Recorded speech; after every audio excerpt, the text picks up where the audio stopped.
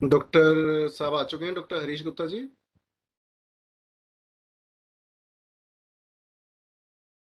Doctor साहब मुझे सुन रहे हैं क्या? अगर आप आ गए हैं तो कृपया अपने माइक को अनम्यूट कर लें।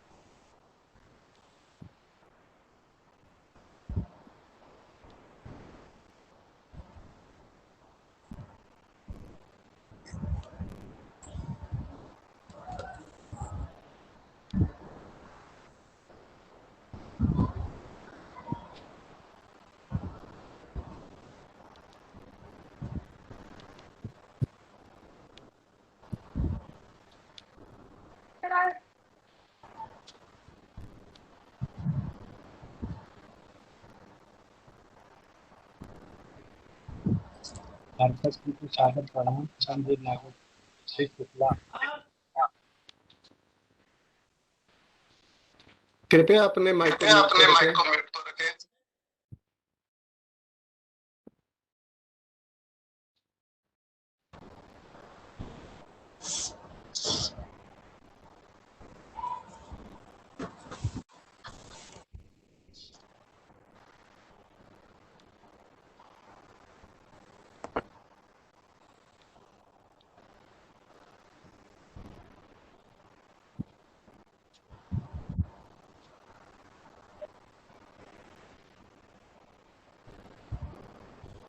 शैलेंद्र जी, जी डॉक्टर साहब।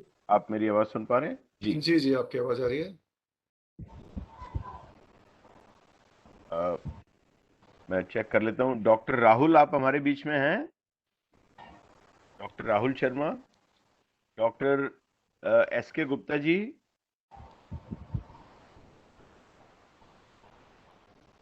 एक बार उनको कुछ कनेक्ट करने में दिक्कत थी। मैंने अभी डॉक्टर एस के गुप्ता जी से बात तो की है। जी जी शैलेंद्र जी, एक बार आप भी देख लीजिए, मैं इतने डॉक्टर राहुल शर्मा को ज्वाइन करने में हेल्प करता हूँ। जी जी।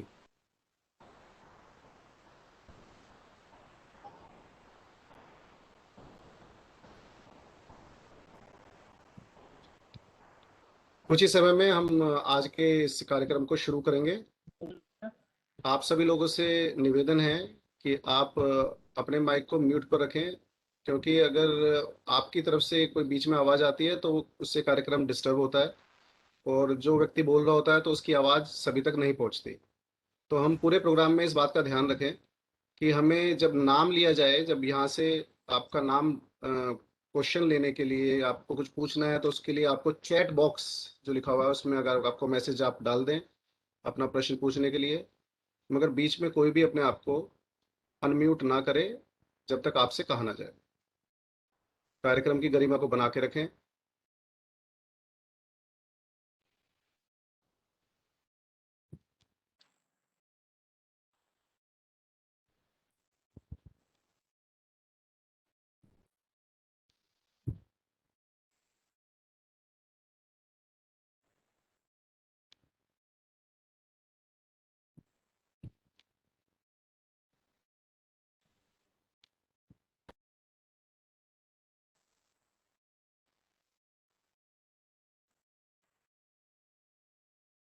डॉक्टर एस के गुप्ता, मेरी आवाज सुन रहे हैं?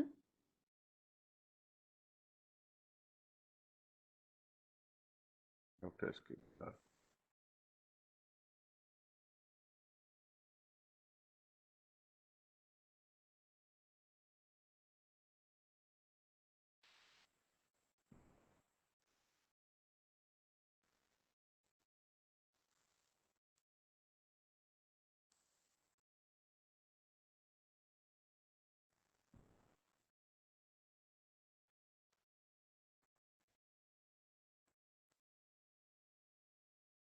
डॉक्टर एस के गुप्ता भी ज्वाइन कर रहे हैं?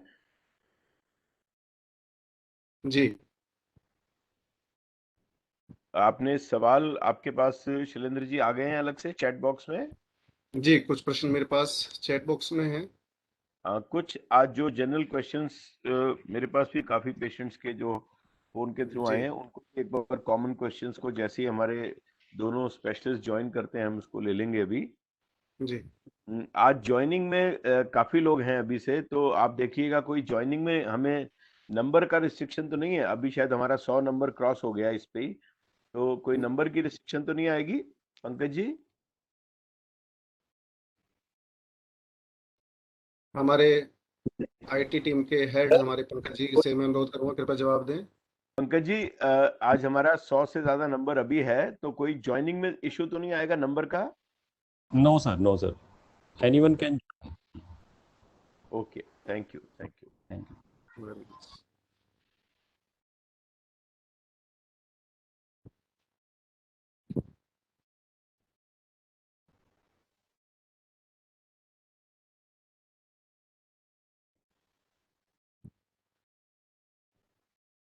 आज अभी शैलेंद्र जी, आज बहुत सारे लोगों के मन में ब्लैक फंगस, म्यूकोरमाइकोसिस के बारे में भी बहुत प्रश्न होंगे।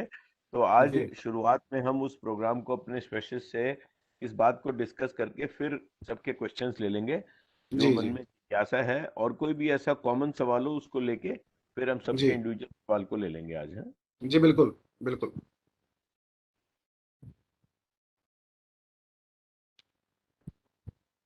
डॉक्टर एस के गुप्ता जुड़ चुके हैं क्या हमारे बीच में? डॉक्टर साहब को फोन आया, उनको लिंक पहुंचने में कोई दिक्कत थी, पहुंच गया वो, और वो ज्वाइन जी कर रहे हैं। जी। हम प्रोग्राम शुरू कर दें डॉक्टर साहब? जी, कर दीजिए।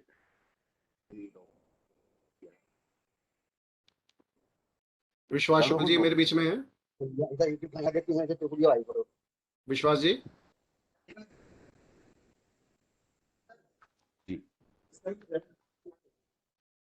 विश्वास जी, हाजिर जी, हाजिर हूँ, हाजिर। कृपया जो हमारे कार्यक्रम की इंस्ट्रक्शंस हैं कृपया आप दे दें, फिर हम प्रोग्राम शुरू करेंगे। जी। विश्वास जी। आज के कोविड परामर्श कार्यक्रम में आप सभी लोगों का बहुत बहुत हार्दिक स्वागत है। पिछले कई दिनों से हमारा ये कार्यक्रम निरंतर चल रहा है, जिसमें लोग जुड़ते हैं, अपने प्रश्न डॉक्टर से पूछते हैं, उन्हें उनका जवाब मिलता है। मेरा सबसे पहला अनुरोध तो ये है कि कृपया अपना माइक सब लोग म्यूट कर लें। कई लोगों के माइक खुले हुए हैं, वो अपना माइक म्यूट कर लें। वो जैन जी, आपका माइक खुला हुआ है।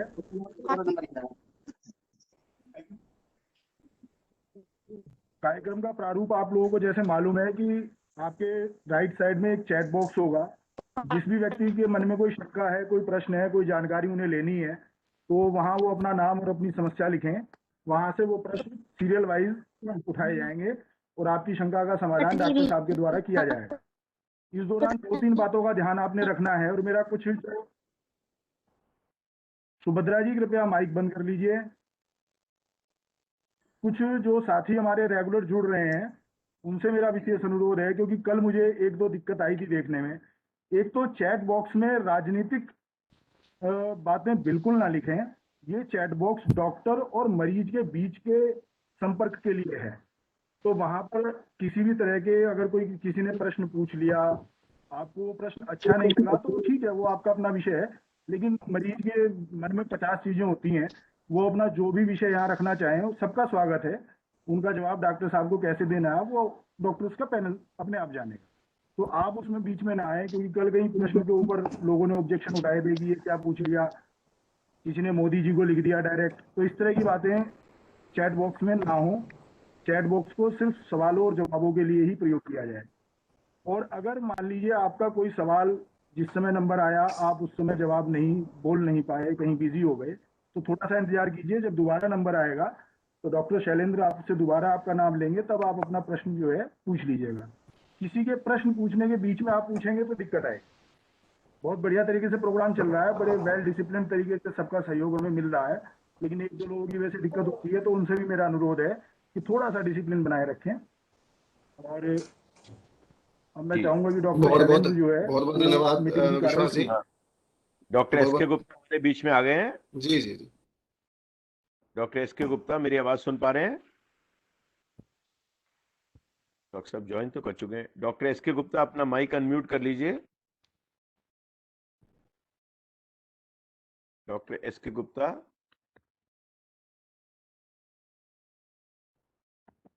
डॉक्टर साहब मुझे दिखाई दे रहे हैं, मेरे ख्याल से अनम्यूट। डॉक्टर साहब अपने को अनम्यूट कर लें। हाँ डॉक्टर साहब, प्रोग्राम शुरू कर रहे हैं, अपना माइक अनम्यूट कर लीजिए। जी, मैं प्रोग्राम शुरू करता हूं। जी। आप सभी का आज के कोविड परामर्श प्रोग्राम में हार्दिक स्वागत है। आदरणीय स्वर्गीय श्री भोलेनाथ विज जी की स्मृति में और चौपाल के तत्वाधान में हो रहे कोविड परामर्श प्रोग्राम में आप सभी लोगों का हार्दिक स्वागत करता हूं। इस कोरोना काल में सही समय पर सही इलाज से अनेकों अनेक जीवन बचाए जा सकते हैं। इस भाव से इस प्रोग्राम की शुरुआत हमारे चौपाल के डायरेक्टर और रोहताश नगर के यशस्वी विधायक श्री जितेंद्र महाजन जी ने की है। मैं इस प्रोग्राम के कर्णधार सूत्रधार डॉक्टर हरीश गुप्ता जी से अनुरोध करूंगा कि वो प्रोग्राम की जानकारी दें और आज अपनी टीम का परिचय कराएं। डॉक्टर हरीश गुप्ता जी। धन्यवाद शैलेंद्र जी। उपस्थित सभी जो हमारे श्रोता हैं, जो कोविड के पेशेंट्स हैं और हमारे एक्सपर्ट, सबका मैं बहुत बहुत हार्दिक स्वागत करता हूं, अभिनंदन करता हूं। आज हमारे बीच में मुझे दिख रहा है डॉक्टर राहुल शर्मा भी ज्वाइन कर गए हैं। आज हमारे बीच में हमारे एक परम मित्र डॉक्टर संबित पात्रा, जो खासकर मेरी तरह सर्जन हैं और हमारे पुराने दोस्त हैं, और आज भारतीय जनता पार्टी के नेशनल स्पोक्स पर्सन हैं, और आप उनको विभिन्न राजनीतिक मुद्दों पे टीवी में देखते हैं। तो आज वो हमें हमारा बीच में इसमें मार्गदर्शन करेंगे। अभी उनका मैसेज है तो किसी प्रोग्राम में ज्वाइन करने वाले हैं। आज हमारे बीच में हमारे बहुत ही senior experts doctor SK Gupta senior physician हैं और कोविड केयर के एक्सपर्ट हैं। पिछले 1 साल से डॉक्टर साहब ने दिन रात हजारों मरीजों की कोविड के लिए परामर्श दिया है, उनकी सेवा की है और उसके बारे में बहुत ही गहन अध्ययन किया है और इंटरनेशनल एक्सपर्ट्स के साथ लगातार वो संपर्क में रहते हैं, जिससे हमें लेटेस्ट जानकारी कोविड के बारे में मिलती है। हमारे बीच में आज डॉक्टर राहुल शर्मा भी हैं। डॉक्टर साहब डीएम पल्मोनोलॉजी हैं। हमारी एक डिग्रीज रहती है MD DM. DM chest disease के अंदर हाईएस्ट डिग्री रहती है। डॉक्टर साहब डीएम पल्मोनोलॉजी उन्होंने उसकी शिक्षा प्राप्त की है और head of the department critical care and pulmonary medicine है यथार्थ group of super speciality hospital में।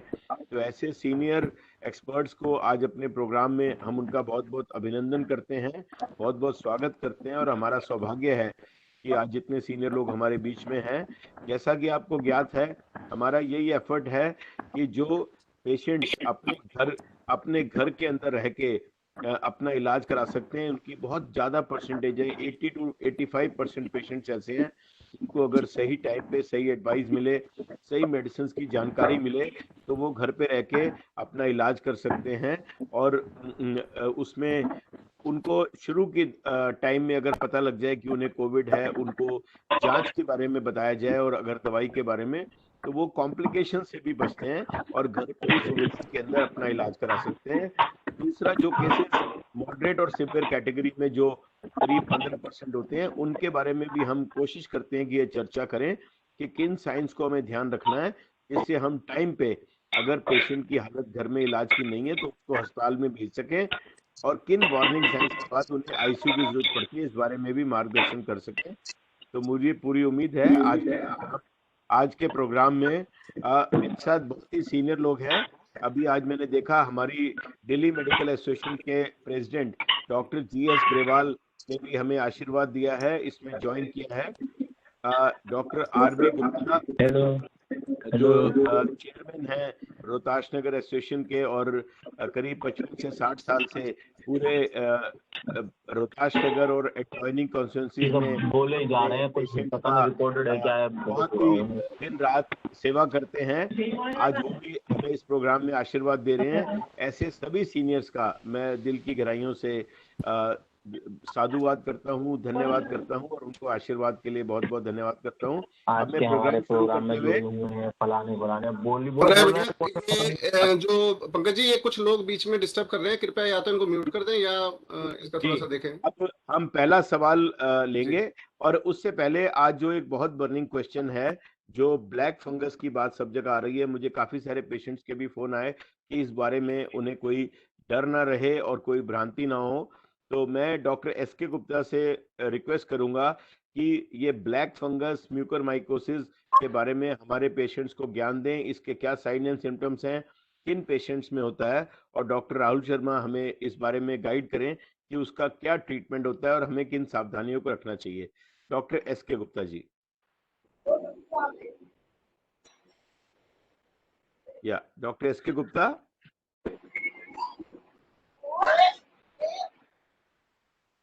बीच में कुछ श्रोताओं से मेरी रिक्वेस्ट है कि वो माइक अपना म्यूट कर लीजिए। डॉक्टर एसके गुप्ता से हम जानना चाहेंगे ब्लैक फंगस म्यूकरमाइकोसिस के बारे में, हमें गाइड कीजिए। धन्यवाद मित्रों। ब्लैक फंगस के बारे में बहुत कुछ लिखा जा रहा है व्हाट्सएप के ऊपर और बहुत कुछ मिस इन्फॉर्मेशन कैंपेन चल रहा है। ब्लैक फंगस एक तरह का फंगस है जो कि, जैसे कि आपने कैंडिडा के बारे में सुना होगा, जिसके अंदर की मुंह के अंदर, जीभ के ऊपर सफ़ेद सफ़ेद चकत्ते पड़ जाते हैं और हम लोग कहते हैं कि ये कैंडिडा इन्फेक्शन हो गया। और ये आमतौर पे उन लोगों को होता है जो कि जिनको डायबिटीज़ होता है या जिनके मुंह में मीठा रह जाता है, जिसके ऊपर फंगस ग्रो कर जाती है। और जो लोग मान लीजिए नेबुलाइज कर रहे हैं ब्यूटीकॉर्ड से या कोई ब्यूटीकॉर्ड इनहेलर ले रहे हैं, उसके बाद वो खुला नहीं करते हैं तो उसके मुंह में स्टेरॉइड्स रह जाते हैं, उसके बाद वहाँ पर फंगस लग जाती है। इसी प्रकार से ब्लैक फंगस एक अलग तरह का फंगस है जो कि म्यूकोरमाइकोसिस के नाम से डॉक्टर लोग इसको जानते हैं। म्यूकोरमाइकोसिस जो है वो इतना कॉमन नहीं है जितना कि इसके बारे में चर्चा की जाती है, लेकिन म्यूकोरमाइकोसिस थोड़ा सा जब होता है तो थोड़ा सा परेशानी पैदा करता है, क्योंकि काफ़ी कभी कभी विकराल रूप धारण कर लेता है। और इसके जो सिम्टम्स हैं वो ये होते हैं कि इसके अंदर जो है नाक के ऊपर दर्द होने लगता है, मुंह के अंदर दर्द होने लगता है। ये सब चीज़ें जानने से ज़्यादा जरूरी ये है कि आमतौर पर ये उन लोगों को होता है जो लोग बहुत ज्यादा शुगर जिनकी है, जिन लोगों को बहुत ज्यादा स्टेरॉइड्स मिल रहे हैं और जो अपना स्टेरॉइड लेते हुए भी डायबिटीज को कंट्रोल नहीं कर रहे हैं, अगर उनका डायबिटीज कंट्रोल है और वो इंसुलिन ले रहे हैं उसको कंट्रोल करने के लिए, या बाकी जितने भी अन्य जो उसके विकल्प हैं वो सब प्रयोग कर रहे हैं, तो म्यूकोरमाइकोसिस होने के चांसेस बहुत कम हैं।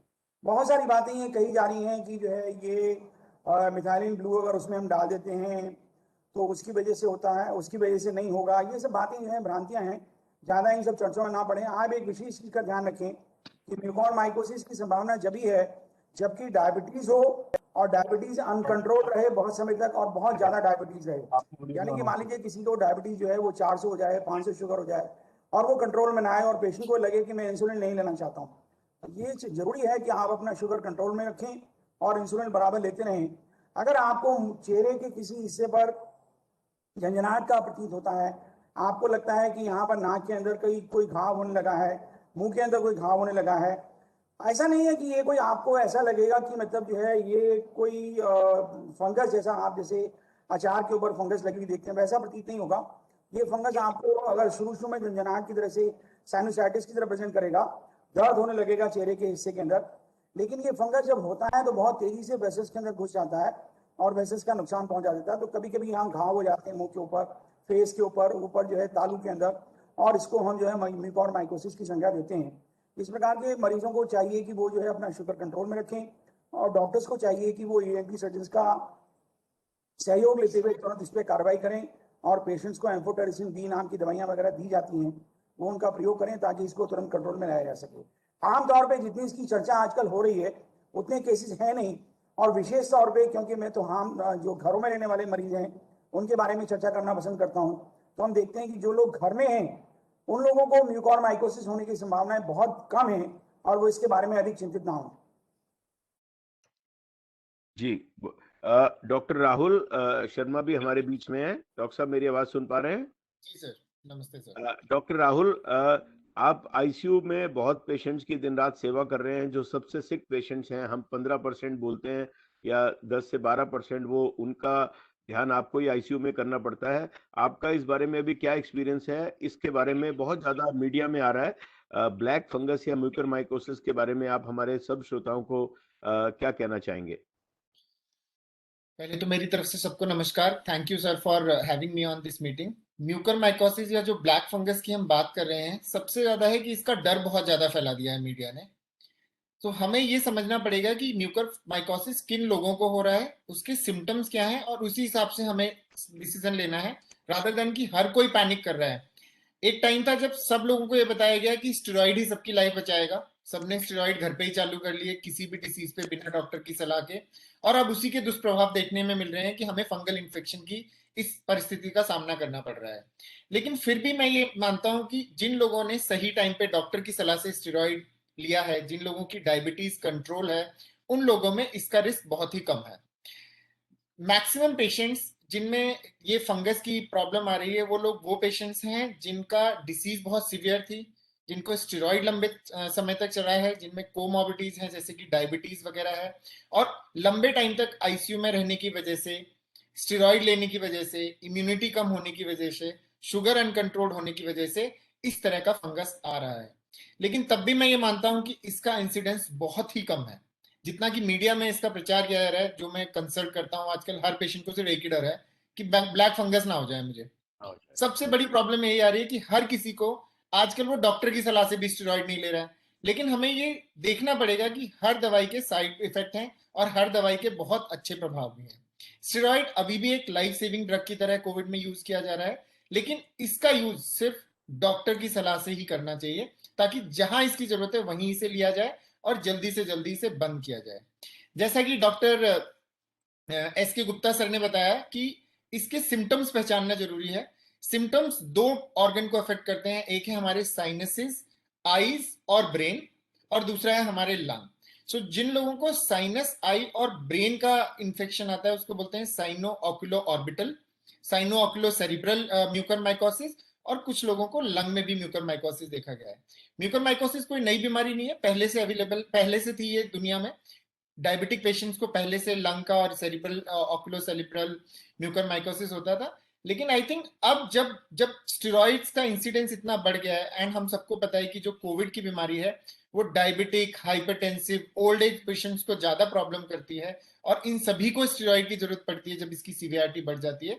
तो इस तरह की बीमारी देखने में आ रही है, जिसमें सबसे इंपॉर्टेंट वही है कि अगर किसी के एक फेस की तरफ, यूनिलैटरल, लेफ्ट हो या राइट हो, झंझनाहट आ रही है, आंख लाल हो रही है, ब्लरिंग ऑफ विजन हो रहा है, धुंधला दिखाई दे रहा है, विजन लॉस होता जा रहा है, जो हमारी आंख की ड्रॉप आईलेट है वो नीचे गिर जा रही है, हेडेक हो रहा है, नेजल ब्लीड हो रहा है, नेजल कंजेशन हो रहा है जो ठीक नहीं हो रहा है, परसिस्टेंट हेडेक चल रहा है, ये कुछ ऐसे सिम्टम्स हैं हम लोगों में जिनके लिए उन्हें केयर करने की जरूरत है। ऐसा नहीं है कि ये नॉर्मल पेशेंट्स में भी नोज ब्लॉक हो सकता है, माइल्ड हेडेक हो सकता है, लेकिन यस, जब ऐसे सिम्टम्स आ रहे हैं और आपको पता है कि आप उस कैटेगरी में आ रहे हैं जहां आपने हाई डोज स्टेरॉइड लिए हैं, आप डायबिटिक हैं, आपके पास कोमॉर्बिडिटीज हैं, तो आपको अपने डॉक्टर की सलाह जरूर लेनी है। उसके लिए भी मैड नहीं होना है कि नहीं सब एम्फोटेरिसिन अब स्टॉक करके रख ले और मार्केट में एम्फोटेरिसिन डी नहीं मिल रहा है जो इसकी मुख्य दवाई है। इसके अलावा दूसरा इंपॉर्टेंट है लंग। जिन लोगों को लंग में डिसीज है, ऑलरेडी स्टेरॉइड ले रहे हैं, उन लोगों को भी ये रिस्क बढ़ जाता है। उस केस में बुखार आना, सांस दोबारा फूलना, दोबारा से ऑक्सीजन का गिरना, या खांसी में खून आना, ये कुछ ऐसे सिम्टम्स हैं जो वार्निंग साइंस हैं जिनके साथ आपको अपने डॉक्टर की सलाह इमीडिएटली लेनी है। फंगस का उपचार दो तरीके से किया जाता है, दवाइयां और सर्जरी। लेकिन अगर ये फंगस आपको, ऑल्दो मैं ये कह रहा हूं कि फंगस का इंसिडेंस बहुत कम है, लेकिन अगर ये फंगस आपको आ गया है तो ये बहुत ही इमरजेंसी एंड रिस्की सिचुएशन है। उस केस में आपको अपने किसी भी डॉक्टर, जो भी डॉक्टर आपके फैमिली फिजिशियन, सबसे पहले हम उनके कांटेक्ट में आते हैं, सबसे पहले उनसे सलाह लेनी है। दूसरे बेस्ट डॉक्टर हैं ईएनटी स्पेशलिस्ट या पल्मोनोलॉजिस्ट, जो कि आजकल हम लोग रोज ही ये केसेस देख रहे हैं। सो हमारा भी उतना एक्सपीरियंस हो गया है कि देख के हम बता देते हैं कि हाँ भाई आपको फंगस है, आपको टेस्ट कराने हैं या एडमिट होना है। दवाइयों के रूप में सिर्फ दो ही दवाइयां हैं जिनको घर पे लेने की कोशिश बिल्कुल ना करें। एम्फोटेरिसिन बी, जो फंगस की सबसे कारगर दवाई है हर तरह के फंगस में, लेकिन इसको इन्फ्यूजन से हॉस्पिटल सेटिंग में मॉनिटरिंग के साथ दिया जाता है। और दूसरा है सर्जरी, किसी भी एरिया में, क्योंकि ये डैमेजिंग फंगस है, ये आपकी बोन्स को, ब्लड वेसल्स को, इन सबको डैमेज कर देता है। तो जहां भी ये फंगस है, जल्दी से जल्दी इस फंगस को उस एरिया से हटाया जाता है सर्जरी के द्वारा, और दवाइयों के द्वारा उसे कंट्रोल किया जाता है। ये दो मेन थेरेपी हैं, लेकिन थेरेपी से ज्यादा इंपॉर्टेंट है कि हम अर्ली डिटेक्ट कर लें, ताकि ये जो बेसिक एरियाज हैं हमारे, आई, विजन लॉस, ब्रेन में जाना, नाक की हड्डी को गला देना, लंग को गला देना, ये सारी चीजें ना हो। सो अर्ली डिटेक्शन सबसे ज्यादा इंपॉर्टेंट है। अगर आप अर्ली डिटेक्ट कर पा रहे हैं तो मोर्टेलिटी बहुत कम है, एंड जो ट्रीटमेंट है वो बहुत ही कारगर है इसमें।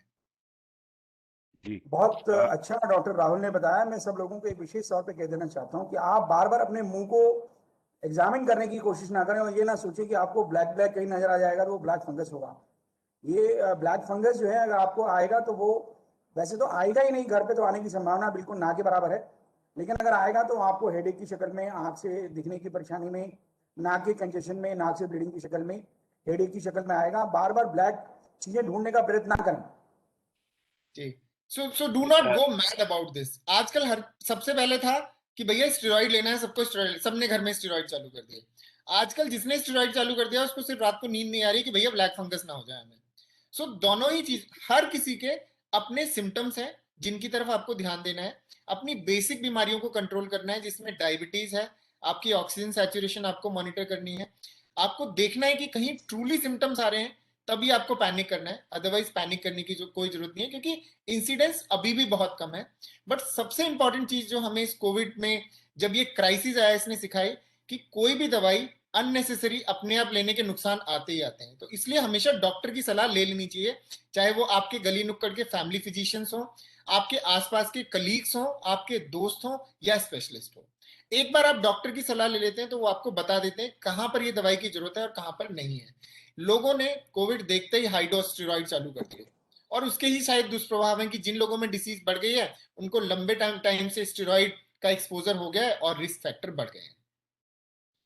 जी डॉक्टर एस के गुप्ता, एक बात बड़ी कॉमन भ्रांति है कि क्या ये ऑक्सीजन, जो आजकल इंडस्ट्रियल ऑक्सीजन की भी बात हो रही है, या कोई कैनुला, जब बहुत सारे लोग घर पे ऑक्सीजन ले रहे हैं, तो क्या ऑक्सीजन घर पे लेते हुए उन्हें किसी प्रकार की सावधानी बरतनी है जिससे उन्हें आगे के टाइम में फंगस ना हो? क्या ऐसा भी कोई सावधानी रखने की जरूरत है? बहुत सारे पेशेंट्स में ये एक एंजाइटी है। देखिए, जो भी आप कैनुला यूज कर रहे हैं, नेजल कैनुला है या फेस मास्क है, आप उसको बार बार साफ करते रहें।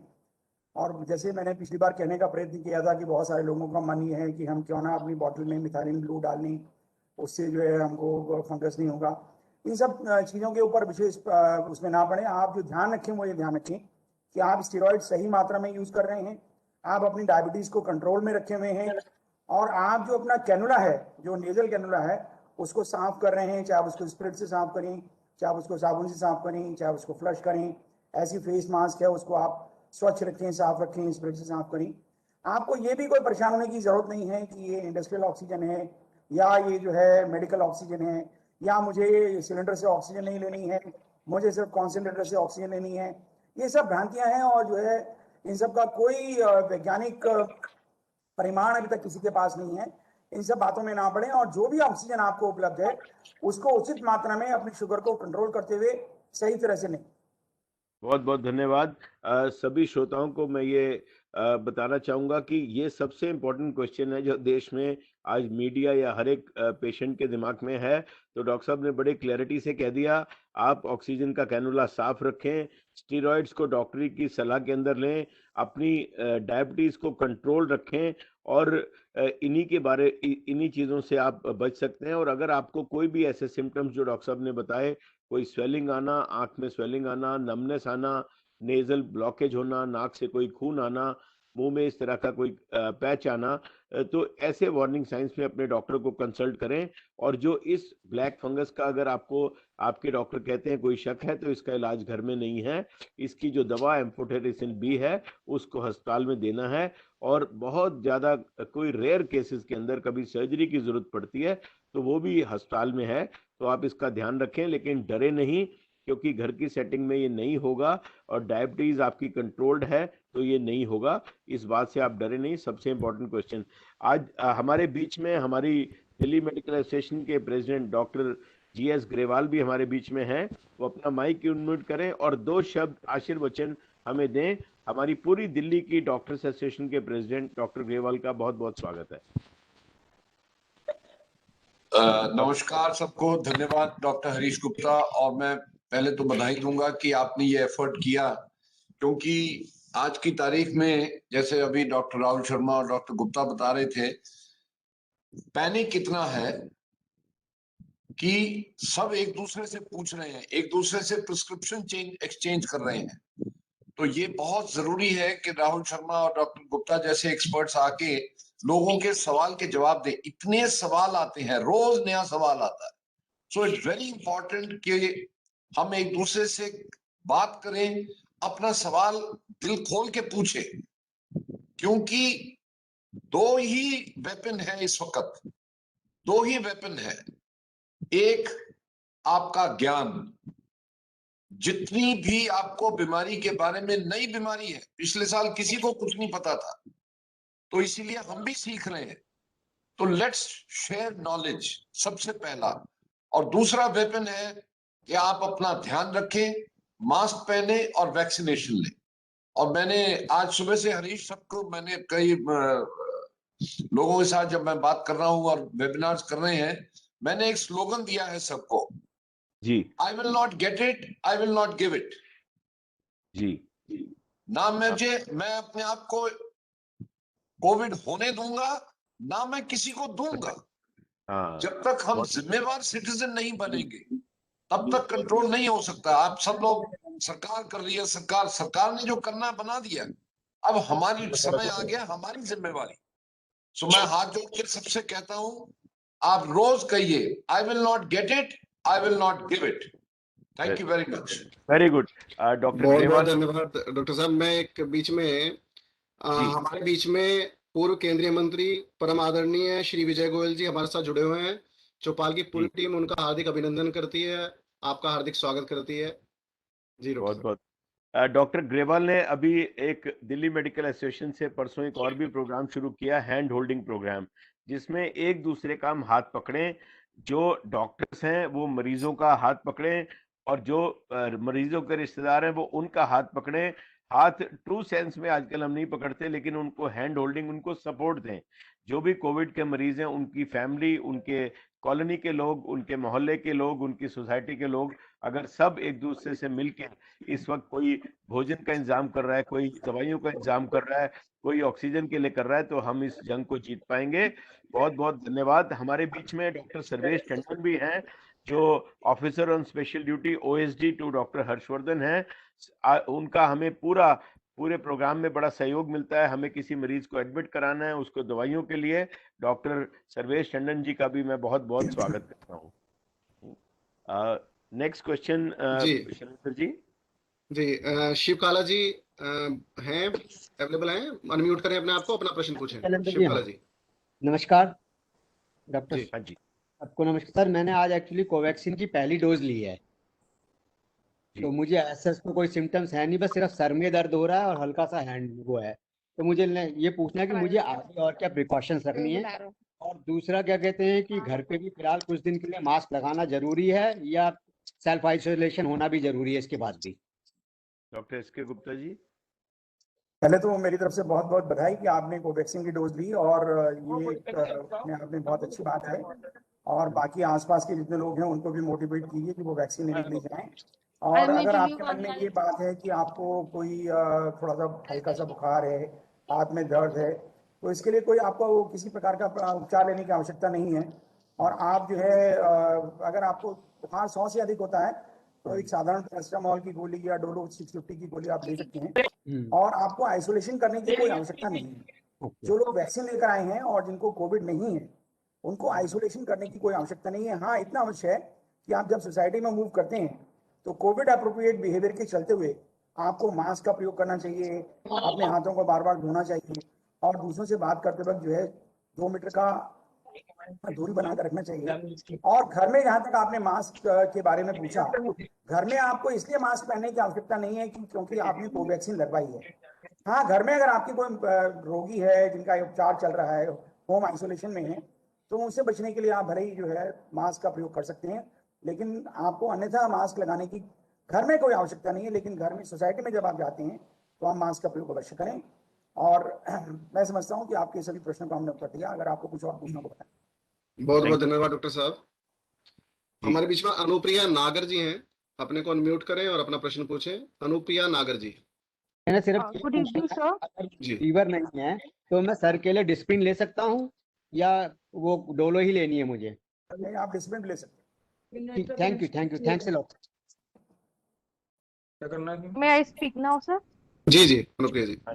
सर 18 तारीख को मेरे को सोर थ्रोट था और माइल्ड फीवर था, और फिर मैंने कोविड अपना टेस्ट करवाया RT-PCR, तो सर वो पॉजिटिव आया, एंड ऑन 1 मई मैं नेगेटिव हो गई थी। बट अब क्या है सर, उसके बाद ना एवरी ऑल्टरनेट डे मेरे को 99.3 99.5 इतना फीवर रहता है, तो मैं डोलो 650 ले लेती हूँ तो वो सबसाइड कर जाता है। और कभी कभार 2-3 दिन में एक बार ऐसे लगता है जैसे सोर थ्रोट है, या हल्का सा कफ रहता है, जैसे ब्रेकफास्ट कर लिया तब। अब थोड़ा सा इस चीज को लेकर के घबराहट है कि दोबारा तो मतलब इतनी डेज के गैप में दोबारा से तो नहीं रीइंफेक्ट है कि ये पोस्ट कोविड ही चल रहा है अभी भी? एंड सर ये सेकंड टाइम हुआ है कि मैं इन्फेक्ट हुई हूँ, last year also with mild symptoms, और मैं घर पे होम क्वारंटीन होकर के ठीक हो गई थी। डॉक्टर राहुल शर्मा इनको गाइड कीजिए। आई थिंक बहुत सारे लोगों को ये सिम्टम्स आ रहे हैं कि एक बार वो कोविड नेगेटिव हो गए हैं तब भी उनको माइल्ड सोर थ्रोट, हल्का सा खांसी, ये सारी चीजें रह रही हैं।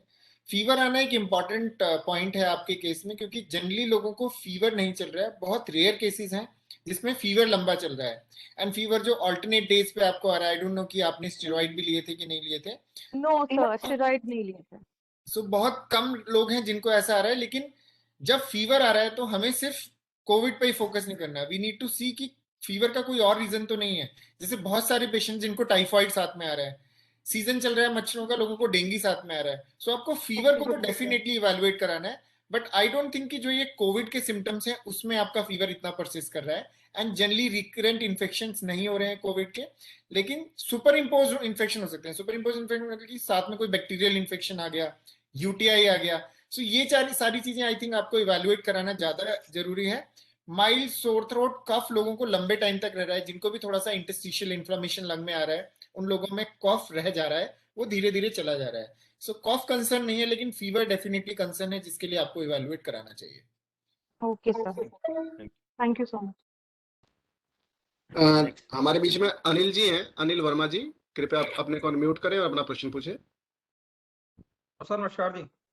हाँ जी जी कहिए। तो सब मेरे दो बेटियां हैं, एक 20 साल एक 24 साल की जी। तो 20 साल वाली बेटी को 2 मई को बुखार आया था जी। और 24 साल की बेटी है उसको 3 मई को बुखार आया। जी। जो 24 साल की बेटी है उससे पहले 22 अप्रैल को उसको बुखार एक दिन के लिए आया था, तो डोलो से ठीक हो गया था। फिर उसके बाद 2 तारीख को छोटी बेटी के आया, फिर 3 तारीख को बड़ी बेटी के आया और 3 तारीख को ही वाइफ को आया बुखार 99। जी। डॉक्टर साहब से फोन करके दवाइयां लिखवाई, उन्होंने लिखी थी, एक तो एंटी फ्लू लिखी थी 75 mg की जी, एजिथ्रोमाइसिन 250 mg, और ये कौन सी एंजोफ्लेम डीपी लिखी थी, एक सिलिन लिखी थी उन्होंने उसकी। तो 8 दिन दवाइयां खा ली, उसमें 4 दिन बुखार रहा, 4 दिन ठीक रहा उनको सबको। 8 दिन दवाई खाने के बाद जो बड़ी बेटी है 9वें दिन उसको फिर 99 बुखार आ गया। 2 दिन उसको डोलो वो दी 500 mg की, तो पैरासीटामोल 500 mg ठीक हो गया उसका। तीसरे दिन बुखार नहीं चढ़ा, लेकिन तीसरे दिन छोटी बेटी को जो है 3 दिन से अब 99 बुखार आ रहा है, 99.2 99.1 ऐसा चल रहा है उसको। तो ये थोड़ी सी दिमाग में वो चल रही है कि ये क्यों बुखार बार बार क्यों आ गया। फिर कोविड का टेस्ट कराया था बड़ी वाली बेटी का, CRP कराया था, कुछ CRP बढ़ा हुआ था, 6.6 था। तो डॉक्टर साहब ने एक एस्प्रिन और एक डॉक्सी डेक्सोना चलाई थी 0.5 mg की, तो वो ठीक हो गया उससे। लेकिन अभी उसके बाद 7-8 दिन दवाई खाने के बाद दोबारा 99 बुखार दोनों बेटियों को हो रहा है, वो थोड़ा सा चिंता का विषय बन रहा है। डॉक्टर उसमें एस के क्या गुप्ता, करना चाहिए? डॉक्टर एस के गुप्ता इनको गाइड कीजिए। वैसे तो डॉक्टर राहुल शर्मा ने पिछली बार इस प्रश्न का उत्तर दे दिया था, पर फिर भी ऐसा आप मानकर चल रहे हैं। आप बीच में माइक म्यूट कर लीजिए। कृपया अपने माइक को म्यूट करें।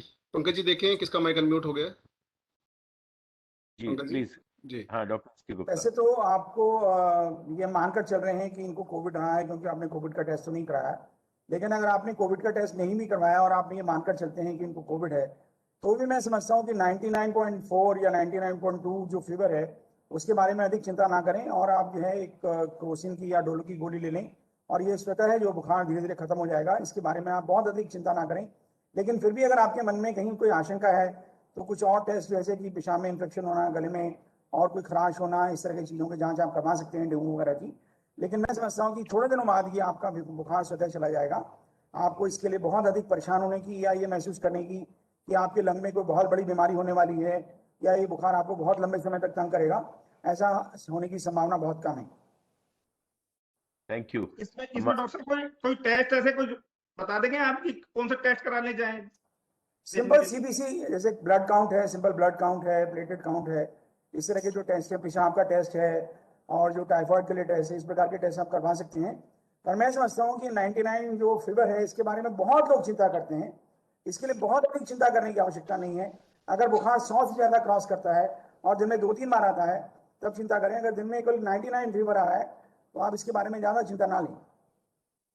एक बार आज जो है छोटी बेटी की जो है ऑक्सीजन भी 96.7 तक आ गई थी थोड़ी सी, फिर वो ठीक हो गई 98 पर भी आ गई, तो उसमें कोई दिक्कत नहीं।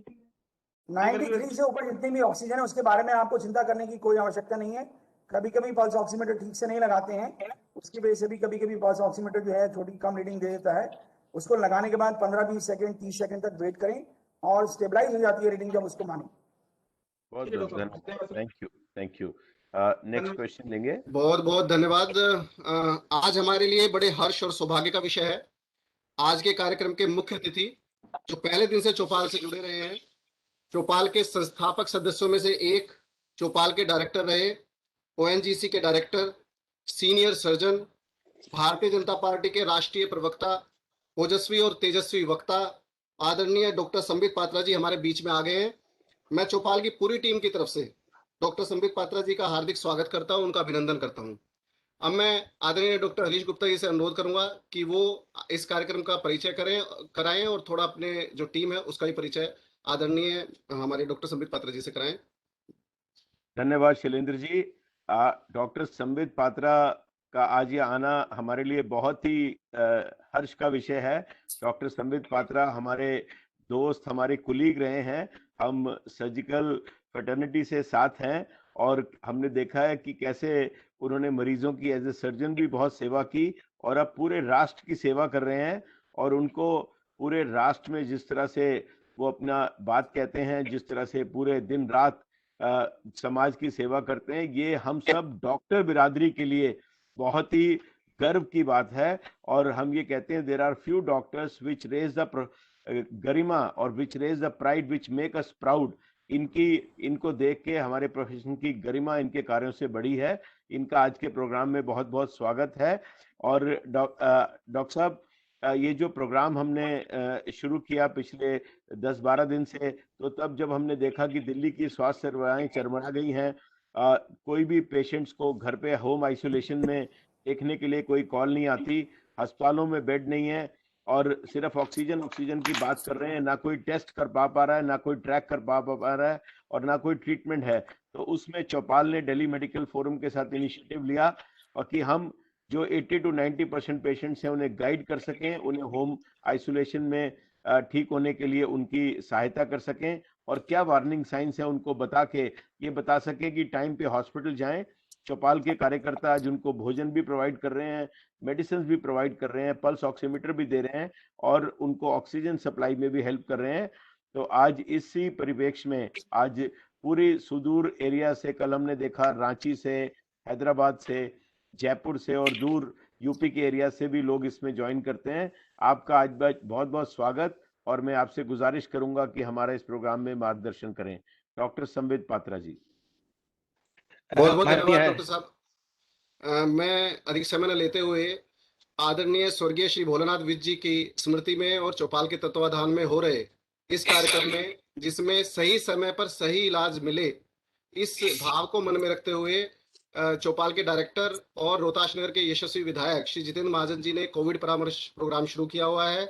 मैं आज के मुख्य अतिथि आदरणीय डॉक्टर संबित पात्रा जी से अनुरोध करूंगा कि वो कोविड परामर्श प्रोग्राम को अपना आशीर्वाद दें और हमारा मार्गदर्शन करें। आदरणीय डॉक्टर संबित पात्रा जी। धन्यवाद डॉक्टर शैलेंद्र जी, धन्यवाद डॉक्टर हरीश जी, मेरे बड़े भाई जितेंद्र जी। मैं अधिक समय नहीं लूंगा क्योंकि मैं जानता हूं जो लोग परामर्श चाहते हैं वो यहाँ बिल्कुल भी किसी प्रकार के भाषण इत्यादि नहीं सुनना चाहते हैं, वो चाहते हैं कि परामर्श ही हो।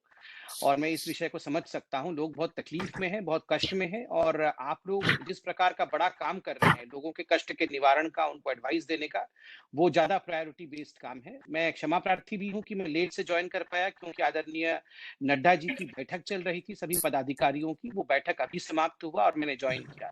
मैं देख रहा हूँ काफी सारे डॉक्टर एसके गुप्ता यहाँ मौजूद है, डॉक्टर गरेवाल जी को मैं देख पा रहा हूँ, डॉक्टर शैलेंद्र जी तो हैं ही, डॉक्टर राहुल जी को मैं देख रहा हूँ, मेरे छोटे भाई चिराग वर्मा जी को भी मैं देख रहा हूँ। ऐसे कई लोगों ने इस अच्छे काम में हाथ बढ़ाया है। मैं इतना ही कहना चाहता हूं कि this is a befitting tribute to Bholanath ji. मैं भोलानाथ जी को बाबूजी कहता था और वाकई वो हम सबके एक बाबूजी वाले जो फिगर होता है, फादरली फिगर, वो हमारे थे। आप विश्वास नहीं करिएगा, वो व्यक्ति इस प्रकार के विराट हृदय के व्यक्ति थे। मैं उनके साथ नागपुर भी गया था जब हमें चौपाल को आरंभ करने के लिए इनिशियली कहा गया संघ द्वारा, तो आदरणीय भोलानाथ जी के साथ हम नागपुर गए। नागपुर में पूरा इस प्रकल्प को हम स्टडी करके वहां से आए। आप विश्वास नहीं करेंगे, एक छोटे बच्चे में जिस प्रकार की उत्सुकता होती है समाज सेवा करने के लिए, कुछ नया करने के लिए, वही उत्सुकता भोलानाथ जी में हमेशा मौजूद रहा। ये तो आज भी मुझे भगवान से कंप्लेंट है कि इतने अच्छे व्यक्ति को इतनी जल्दी उन्होंने क्यों अपने पास बुला लिया। यहाँ हमारे बीच होते तो बिल्कुल आज देखते आप किस तत्परता के साथ वो काम कर रहे होते। मैं सिर्फ इतना ही कहना चाहूंगा कि ये बहुत विपत्ति का समय है और आप देख ही रहे हैं किस प्रकार की राजनीति भी हो रही है। चूंकि मैं एक राजनीतिक पार्टी से भी जुड़ा हुआ हूं, मैं हाथ जोड़ के निवेदन करूंगा, आप विश्वास रखिए ये बहुत बड़ी विपत्ति है। ये इंडिया का जो साइज है, डेमोग्राफिक साइज है, ये पूरे यूएस को मिलाकर, पूरे यूरोप को मिलाकर, पूरे अर्जेंटीना को, पूरे ब्राजील को मिलाकर ये इंडिया बनता है डेमोग्राफिकली। पॉपुलेशन इतनी बड़ी है।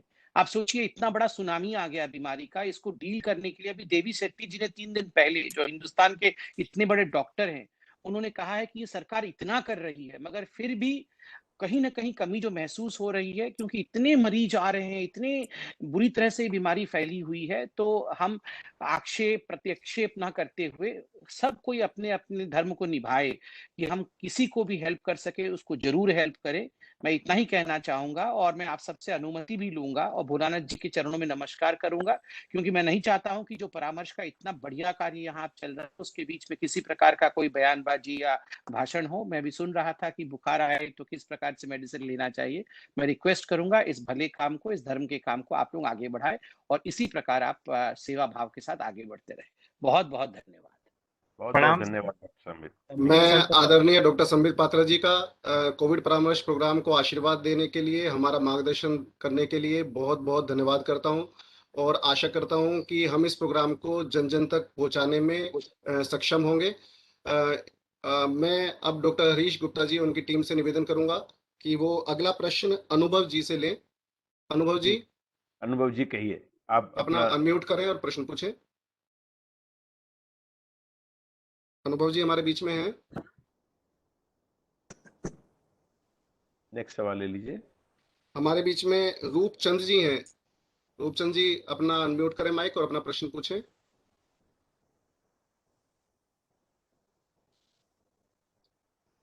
हाँ जी कहिए। छोटा सा सवाल है मेरा, छोटा सा। जी जी हेलो।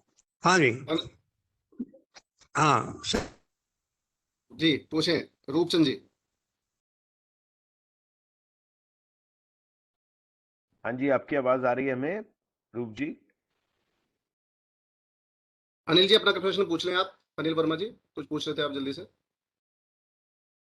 डॉक्टर साहब मैं ये पूछ रहा था कि ये 14-15 दिन से आइसोलेट थे बच्चे, क्या इनको आइसोलेशन से निकालना है या रखना ही है आइसोलेशन में इनको, जैसे फीवर चल रहा है?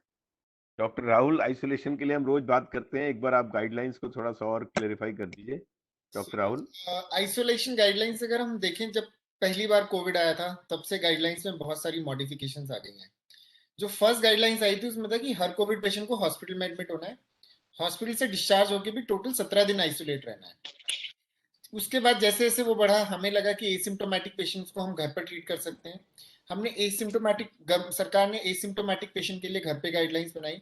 उसमें ये कहा गया कि जो लोग एसिम्प्टोमेटिक हैं, जिनको कोई सिम्टम्स नहीं आए, सिर्फ फैमिली में एक्सपोजर की वजह से पॉजिटिव आए हैं, वो 8 से 10 दिन के बाद अपना आइसोलेशन हटा सकते हैं, क्योंकि उनमें डिसीज बहुत माइल्ड है, वायरल लोड बहुत कम है एंड प्रोबेबली वो दूसरों को इन्फेक्ट नहीं करेंगे, उनमें टेस्टिंग की जरूरत भी नहीं है। जिन लोगों को माइल्ड सिम्टम्स आए हैं वो 12 से 14 दिन के बाद अपना आइसोलेशन ब्रेक करेंगे।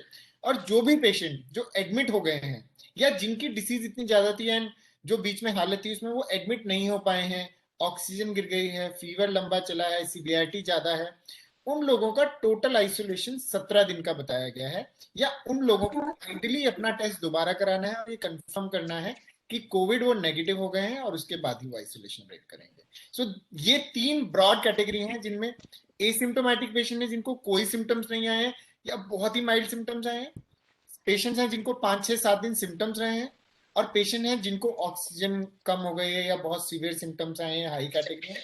पेशेंट जिनमें बिल्कुल सिम्टम नहीं थे 8 से 10 दिन, पेशेंट जिनमें हल्के सिम्टम्स आए हैं 12 से 14 दिन, और पेशेंट जिनमें सीवियरिटी आई है आइडियली उनमें नेगेटिव टेस्ट होना चाहिए या फिर 17 दिन के बाद आइसोलेशन ब्रेक करना है। बहुत बहुत धन्यवाद, बहुत क्लैरिटी से आपने बताया। इस बीच में मैं बहुत ही सीनियर हमारे कार्डियोलॉजिस्ट डॉक्टर पवन शर्मा जी और senior surgeon doctor S K. Podar ji भी हमारे साथ हैं, उनका भी मैं इस प्रोग्राम में अभिनंदन करता हूँ। नेक्स्ट सवाल पूछिए प्लीज। राकेश जी हमारे बीच में हैं। राकेश जी। जी धन्यवाद डॉक्टर साहब, और धन्यवाद सभी डॉक्टर साहब को जो हमारे कोरोना वॉरियर्स हैं, जिन्होंने अपना रात दिन लगाया हुआ है सेवा में। डॉक्टर साहब मेरा एक क्वेश्चन है कि अभी मेरे एक साथी हैं, उनकी मिसेज को आंख में कुछ रेडनेस आ गया है और वो डायबिटिक भी है।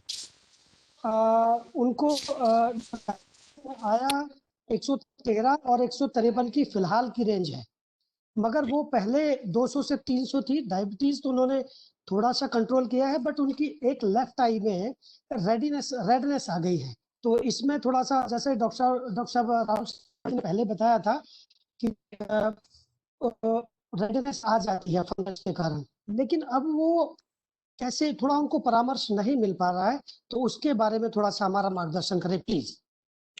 डॉक्टर एस के गुप्ता जी।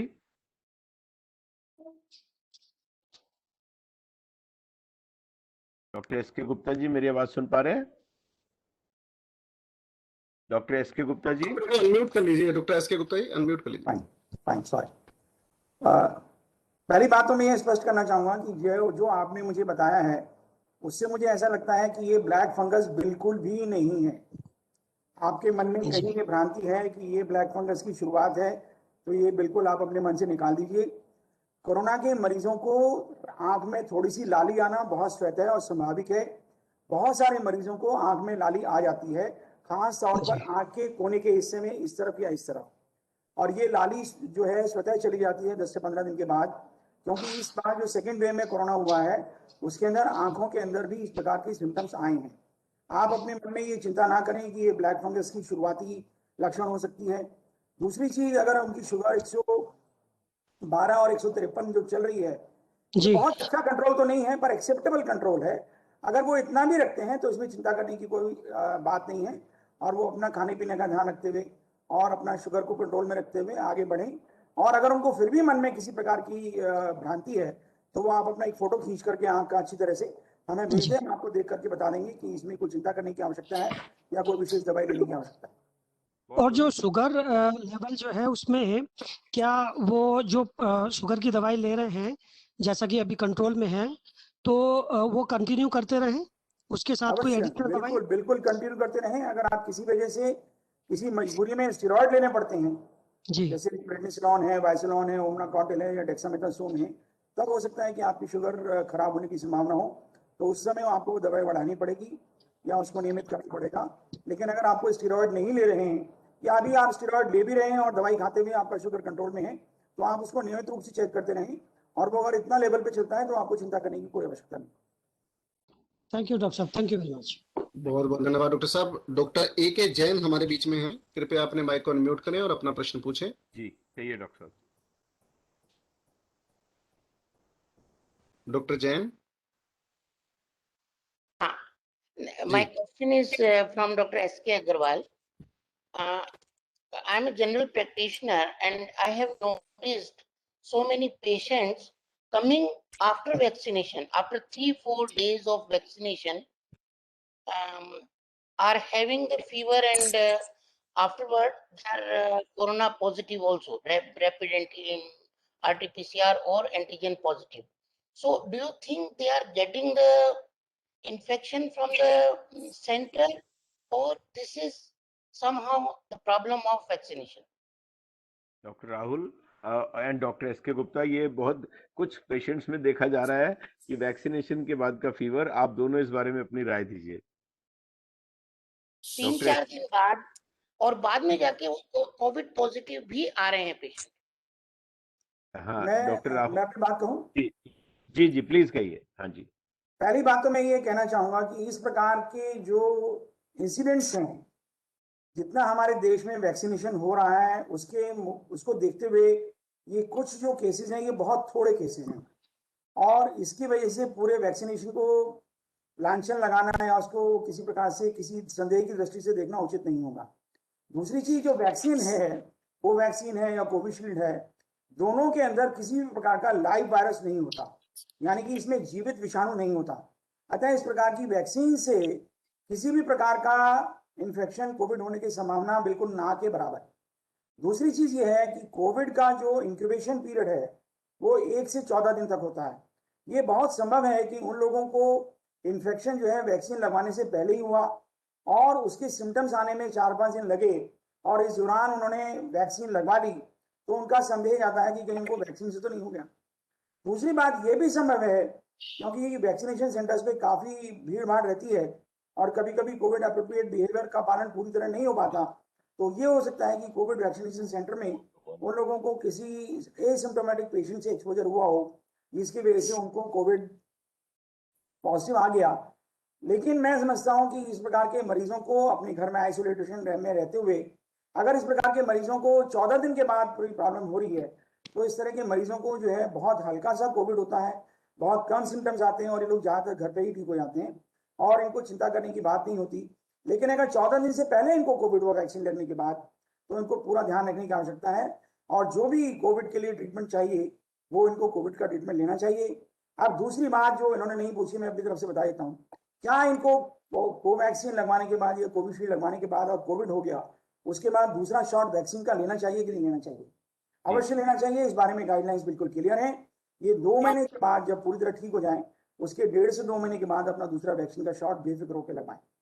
डॉक्टर राहुल शर्मा कुछ कहना चाहेंगे? राहुल, आप कुछ ऐड करना चाहेंगे? आई थिंक सर ने बाकी सारी बातें बिल्कुल ठीक कही हैं कि वैक्सीन से तो कोई किसी को कोविड इन्फेक्शन नहीं हो रहा है, बट यस, वैक्सीन के जो आजू बाजू के इंसिडेंसेस होते हैं जिसको हम पूरी तरह से इग्नोर कर देते हैं और सारा ब्लेम वैक्सीन पे डाल देते हैं कि वैक्सीन की वजह से हमें कोविड इन्फेक्शन हो गया, और उसकी वजह से बहुत सारी भ्रांतियां, बहुत सारी कंफ्यूजन एंड प्रोबेबली बहुत सारी ऐसी चीजें आ रही हैं जिससे इस ड्राइव में भी इम्पैक्ट पड़ रहा है। लोग वैक्सीन लगाने में भी कतरा रहे हैं। लेकिन ये बात बिल्कुल क्लियर और स्पष्ट है कि वैक्सीन लगवाने के बाद किसी को वैक्सीन से कोविड इन्फेक्शन नहीं होगा। हमें ये देखना है कि बहुत सारे पेशेंट हैं, माइल्ड सिम्टम होते हैं, सोचते हैं वैक्सीन लगवा लेते हैं ठीक हो जाएंगे। मेरे पास ऐसे भी बहुत सारे केसेस आए कि सर वो फीवर चल रहा था, वैक्सीन लगवा ली मगर ठीक नहीं हुआ और बढ़ गया है इन्फेक्शन, तो वैक्सीन से तो नहीं बढ़ गया। सो सबसे इंपॉर्टेंट चीज है, अगर आपको कोई भी एक्टिव इन्फेक्शन चल रहा है जो कि हर वैक्सीन के लिए एप्लीकेबल है, तो आपको वैक्सीन सेंटर जाके वैक्सीन नहीं लगवानी है। और इस वक्त अगर किसी को भी ऐसे सिम्टम्स हैं, सो प्रोबेबली वो कोविड की वजह से है, वो वैक्सीन सेंटर जा रहा है और दूसरे लोगों को भी कोविड दे रहा है। सो वैक्सीन का तो बहुत क्लियर है कि वैक्सीन की वजह से किसी को इन्फेक्शन नहीं हो रहा है। लेकिन यस, वैक्सीन के बाद लोगों को 2 से 3 दिन तक फीवर रह सकता है जो नॉर्मल है। कुछ लोगों को फीवर 4 से 5 दिन या 7 दिन पहुंच जा रहा है। उन लोगों को ये सोचना चाहिए कि ये अब वैक्सीन का फीवर नहीं आ रहा है और probably it is some infection which is going on. And most of the time क्या हो रहा है कि हम लोगों का जो बेसिक कंसेप्ट है कि वैक्सीन आ गए और हम सब सेफ हो गए, और उस चक्कर में वो कोविड अप्रोप्रिएट बिहेवियर कोई यूज नहीं कर रहा है। डोज लगी और उन्हें लगता है कि हम इम्यून हो गए हैं, बिल्कुल हमें कोई इन्फेक्शन नहीं हो सकता, और वो थोड़े से लीनियंट हो जाते हैं। हम जो भी अपनी सुरक्षा की प्रणाली है, जो मास्क है, हैंड हाइजीन, सब कुछ छोड़ देते हैं और उसके साथ इन्फेक्शन का रिस्क बढ़ जाता है। सो इवन आफ्टर वैक्सीन, अगर आप गवर्नमेंट की साइट पे देखेंगे या कहीं भी देखेंगे, 2 डोज लगने के 6 हफ्ते के 2 डोज लगने के 2 हफ्ते के बाद तक, 2 से 6 हफ्ते तक हमारी इम्यूनिटी उस वायरस के लिए डेवलप हो रही है। और उस वीक में अगर हम अपना कोई भी गार्ड डाउन करते हैं तो इन्फेक्शन का रिस्क डेफिनेटली है। अगर वैक्सीन का पूरा प्रभाव आ जा रहा है, उसके बाद भी हमें इन्फेक्शन हो सकता है, क्योंकि वैक्सीन सिर्फ 70% प्रभावी है। लेकिन उस वैक्सीन का सबसे बड़ा फायदा यह है कि हमारी सीवियरिटी कम रहेगी, ऑक्सीजन कम होना, हॉस्पिटल जाना, आईसीयू में एडमिट होना, रिस्क ऑफ डेथ बहुत ही मिनिमाइज हो जाते हैं। सो जिन लोगों को जब मौका लगे वैक्सीन लगवाएं, लेकिन अभी भी वैक्सीन के बाद ये ना कहें कि नहीं वैक्सीन होते ही हम सुपरमैन बन गए। वैक्सीन रहने के बाद भी हमें अपना कोविड अप्रोप्रिएट बिहेवियर 1 से 1.5 महीने तक पूरा रखना है। और हमें ये कोशिश करनी है, जैसे अब आप अमेरिका देखेंगे जहां वैक्सीनेशन हो गया है, लोगों को मास्क की ढील दे दी गई है कि आपको मास्क लगाना जरूरी नहीं है। सो पहले हमें उस लेवल पे पहुंचना पड़ेगा जहां हमारी कंट्री का हर आदमी वैक्सीनेटेड हो गया है, और उसके बाद हम इस बिहेवियर से पीछे की तरफ आएंगे। जब तक हम सब लोगों को ये बहुत बहुत जरूरी है कि वैक्सीन लगवाने में सहयोग दें और वैक्सीन के बाद कोविड अप्रोप्रिएट बिहेवियर जारी रखें। बहुत बहुत धन्यवाद डॉक्टर साहब। डॉक्टर शर्मा आप दोनों ने, डॉक्टर गुप्ता। हाँ थैंक यू सर। इससे एक बात स्पष्ट हुई, डॉक्टर गुप्ता एक मिनट, इससे एक बात स्पष्ट हुई है जो कि हमारे डॉक्टर्स के बीच में भी हम डिस्कशन कर रहे थे इस बात के लिए कि वैक्सीनेशन की प्रॉब्लम नहीं है, ये प्रॉब्लम हमारे प्री इन्फेक्शन की है, जो कि हमें उससे पहले हुआ है या सेंटर में हुआ है या उससे कहीं और हुआ है। तो ये जस्ट मैं क्लैरिफाई करना चाह रहा था, जो कि हमारे डॉक्टर्स के बीच में भी डिस्कशन का पॉइंट है। Thank you very much to all of you. बहुत डॉक्टर साहब ने बड़ा क्लियर मैसेज दे दिया कि अगर आपको कोई बुखार चल रहा है, कोई खांसी चल रही है, तो आप वैक्सीनेशन ना लगवाएं। ये वैक्सीनेशन उसका इलाज नहीं है। और दूसरा, वैक्सीनेशन लगवा के हम सुपरमैन नहीं बन जाते, उसके बाद भी हमें सेकंड डोज भी लगवानी है, और सेकंड डोज के 2 से 3 हफ्ते बाद हमने बॉडी में इम्यूनिटी आती है तो हम कोविड अप्रोप्रिएट बिहेवियर रहें। और लेकिन एक डोज और वैक्सीन का भी फायदा ये है कि उसके 2 से खासकर 4 हफ्ते बाद हमें सीरियस इलनेस होने का खतरा कम रह जाता है। तो ये वैक्सीन का फायदा है। बहुत बहुत धन्यवाद बड़ा इंपॉर्टेंट सवाल था जो आपने दोनों ने बहुत अच्छे से बताया। नेक्स्ट सवाल बताइए प्लीज। राधे गोविंद जी हमारे बीच में है। राजीव जी, हाँ जी, नमस्कार जी। जी हेलो, नमस्कार जी हाँ जी शैलेंद्र जी और डॉक्टर साहब। जी, मेरा क्वेश्चन ये पूछिए। था कि जैसे किसी को जैसे कोविड हुआ और वो जो है सही हो गया, तो उसके बाद में कुछ क्या मतलब वो रहते हैं, कुछ सिम्टम आते हैं क्या? नहीं, सिम्टम्स के बारे में आप जनरल पूछ रहे हैं कि कोई खास सावधानी के बारे में पूछ रहे हैं? नहीं, ऐसा था, मैंने जो है पहली वैक्सीन लगवाई थी 13 मार्च को।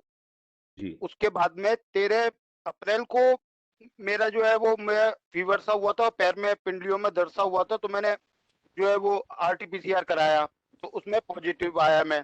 उसके बाद में 29 तारीख को मैं जो है वो नेगेटिव आ गया था। जी घर पे ही रहा था मैं, मतलब कोई मेरे को कहीं कोई मतलब किसी तरह के वैसा और कोई परेशानी नहीं थी मुझे। जी तो उसके बाद में फिर मैंने दूसरी वैक्सीन जो है ये अभी आपकी 13 मई को ली है, सेकंड डोज वैक्सीन की। तो उसके बाद में जो है कभी कभी मेरे को कभी जो है पीठ की तरफ, कभी जो है साइड में हार्ट की तरफ, कभी सेंटर में चेस्ट में कभी हल्का सा पेन होता है, और जो है मतलब वो थोड़ी देर रहता है फिर चला जाता है, कभी हेडेक हो जाता है। तो ये मैं जानना चाह रहा था कि क्या उसका सिम्टम है या क्या वजह हो सकती है? Doctor SK Gupta.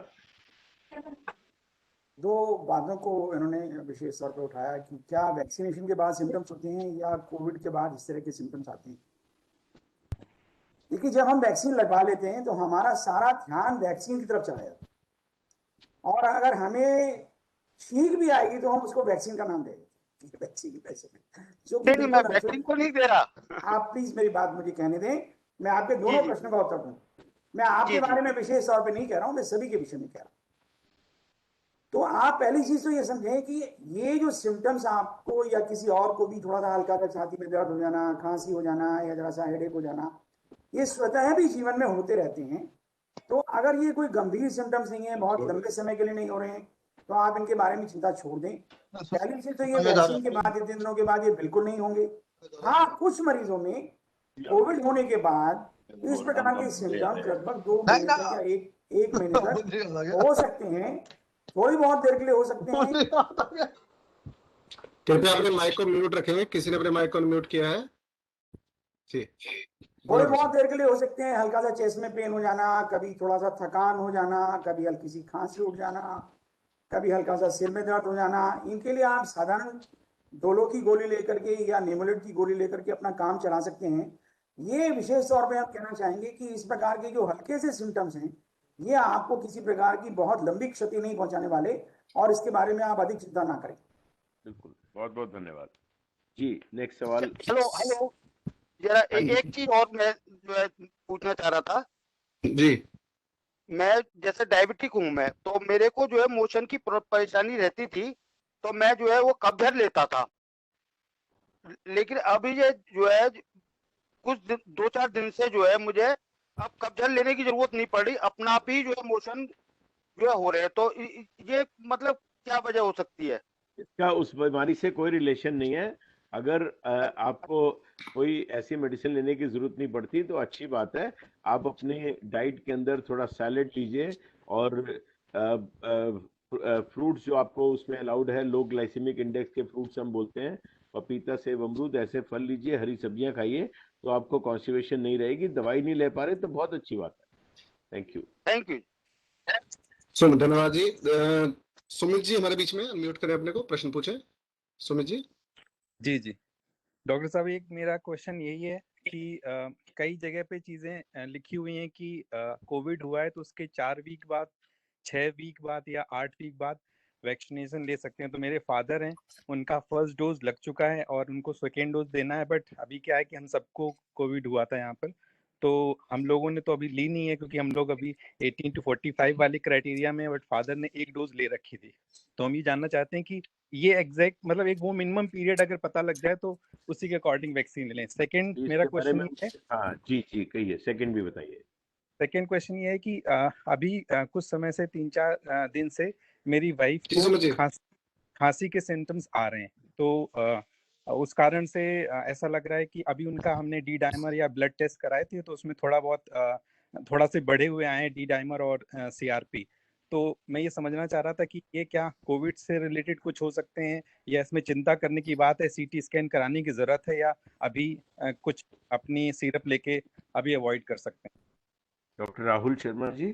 So I think बहुत ही इंपॉर्टेंट क्वेश्चंस है जो हम बात कर रहे हैं कि जिन लोगों का कोविड रिकवर हो गया है और उन्होंने एक डोज पहले ले ली थी, दूसरी डोज कब लेनी है। सो इसके लिए सरकार की गाइडलाइंस बहुत ही क्लियर है। अगर आपने कोवैक्सीन लिया है तो उसका जो पीरियड है वो है 4 से 6 हफ्ते, जबकि आप या तो फुली रिकवर्ड हो गए हैं या आपकी नेगेटिव रिपोर्ट आई है। अगर हम बात करें कोविशील्ड की, तो वो वैक्सीन लेनी है आपको नेगेटिव होने के या सिम्टम खत्म होने के आइसोलेशन के 6 से 8 हफ्ते के बाद। ये दोनों बहुत ही क्लियर गाइडलाइंस दी हैं। इनिशियली ये था कि हर वैक्सीन 4 हफ्ते के बाद लगनी है और लोगों को नहीं पता था कि बीच में भी इन्फेक्शन होंगे, लेकिन जो नई रिसर्च आई है उसके साथ ये कहा गया है कि कोविशील्ड की वैक्सीन 6 से 8 हफ्ते पे, रादर अब नई रिसर्च आई उसमें कह रहे हैं कि अगर 3 महीने पे लगा रहे हैं तो और भी ज्यादा इफेक्टिव है। और कोवैक्सीन के लिए अभी सिचुएशन सेम है कि 4 से 6 हफ्ते। सो जब भी आप पूरी तरह से रिकवर्ड हो गए हैं या आपने रिपीट टेस्ट कराया, उसके 4 से 6 हफ्ते के बाद कोवैक्सीन एंड 6 से 8 हफ्ते के बाद Covishield. Very very clear and it is written on the government portal also. दूसरा सवाल जो आपका खांसी का है, सबसे इंपॉर्टेंट समझने वाली बात यह है कि घर में सबको इन्फेक्शन है तो viral infection. I don't know आपने टेस्ट कराया है कि नहीं कराया है, सबको वायरल इन्फेक्शन है। डेज ऑफ इलनेस पे डिपेंड करता है कि जो ये खांसी है, मामूली खांसी सबको हो रही है, आपको ऑक्सीजन अपना चेक करते रहना है। Mild derangement of blood parameters भी सबका हो रहा है। लेकिन अगर खांसी बढ़ती है या ऑक्सीजन डिप होती है तो प्रोबेबली आपको सीटी स्कैन और बाकी चीजों की जरूरत पड़ेगी। माइल्ड खांसी 5 या 6 दिन सबको हो रही है, उसके लिए सिम्टोमेटिक ट्रीटमेंट ही लेना है और कोविड का जो ट्रीटमेंट गवर्नमेंट ने दिया है उसी से majority of the people are improving. Thank you जी। शिरेन जी और सवाल? हेलो हेलो जी हाँ जी हेलो हेलो हाँ जी हम सुन पा रहे हैं जी। हाँ, मैं ये अर्ज कर रहा हूँ, किन लोगों को ये वैक्सीन नहीं लगवानी चाहिए? क्या कुछ ऐसी कैटेगरी है? जी जी डॉक्टर एस के किन गुप्ता जी। लोगों को नहीं लगवाना चाहिए? जी डॉक्टर एस के गुप्ता। हेलो, हाँ बिल्कुल आपके सवाल का जवाब दे रहे हैं जी डॉक्टर एस के हाँ गुप्ता। दीजिए। डॉक्टर एस के गुप्ता मेरी आवाज सुन पा रहे हैं? डॉक्टर एस के गुप्ता अनम्यूट कर लीजिए माइक। डॉक्टर राहुल, शायद डॉक्टर साहब का कनेक्शन में कुछ। डॉक्टर राहुल आप बता दीजिए किन पेशेंट्स को वैक्सीन नहीं लेनी है। बहुत इंपॉर्टेंट क्वेश्चन है कि हमारे सबके मन में है कि भैया वैक्सीन लेनी है कि नहीं लेनी है। So there are specific guidelines जिसमें ये कहा गया है कि कौन लोग ये वैक्सीन नहीं ले सकते हैं। जिसमें सबसे इंपॉर्टेंट समझने वाली बात यह है कि जिन लोगों को भी एक्टिव इन्फेक्शन चल रहा है, फीवर चल रहा है, खांसी चल रही है, बुखार चल रहा है, बाकी वायरल सिम्टम्स आ रहे हैं, एक तो उनको नहीं लेनी है, अभी उनको वेट करना है। हो सके तो अपना टेस्ट कराइए कोविड का। अगर कोविड पॉजिटिव आता है तो रिकवर होने के बाद, जैसे मैंने बताया, 4 से 6 हफ्ते के बाद लेना है। जिन लोगों को भी पास्ट में किसी भी दवाई से सीवियर एलर्जी हो गई है, कि उनको उन दवाइयों से एलर्जी है, उनके लिए प्रिकॉशन दिया गया है कि उनको अपने डॉक्टर की सलाह के साथ कोविड सेंटर पे जाना है और तभी वैक्सीन लेनी है, नहीं तो नहीं लेनी है। ये 2 सबसे इंपॉर्टेंट काउंटर इंडिकेशन है। उसके बाद कुछ काउंटर इंडिकेशन और दिए गए हैं, जैसे कि जिन लोगों को एनाफिलेक्सिस हो चुका है। एनाफिलेक्सिस भी एक सीवियर एलर्जी का होता है। अगर आपको पहले से किसी चीज से एनाफिलेक्सिस है, आपको अपनी वैक्सीन आप नहीं ले सकते हैं या उसका रिस्क बहुत ज्यादा है, प्रोबेबली हमें वेट करना पड़ेगा, क्योंकि हमारे पास उसका डाटा अभी नहीं है कि उन लोगों को वैक्सीन दी जाए तो क्या मॉनिटर किया जाए। इसके अलावा pregnant lady and breast feeding पे कंट्रोवर्सी है कि उनको ये वैक्सीन देनी है कि नहीं देनी है, क्योंकि उनको ट्रायल से अलग रखा गया था कि जब वो ट्रायल में नहीं थे तो अभी किसी को नहीं पता कि हम उनको वैक्सीन दे सकते हैं या नहीं दे सकते हैं। लेकिन जो यूएस की गवर्नमेंट है उसने ये बोला है कि ब्रेस्ट फीडिंग फीमेल्स को वैक्सीन दिया जा सकता है, प्रेग्नेंट लेडीज को ये वैक्सीन दिया जा सकता है, लेकिन इंडियन गाइडलाइंस में अभी ये अमेंडमेंट नहीं आया है। इसके अलावा 12 साल से नीचे के जो बच्चे हैं, 2 साल और 12 साल का जो ट्रायल्स अभी चालू हैं, लेकिन उनके लिए भी अभी कोई क्लियर कट गाइडलाइंस नहीं है कि उनको हमें ये वैक्सीन देनी है कि नहीं देना, अदर 18 साल। सो 2 साल से 18 साल के बीच में भी अभी ये क्लियर कट गाइडलाइंस नहीं आई है कि इन लोगों को वैक्सीन देनी है कि नहीं, इनके लिए भी ट्रायल चालू है।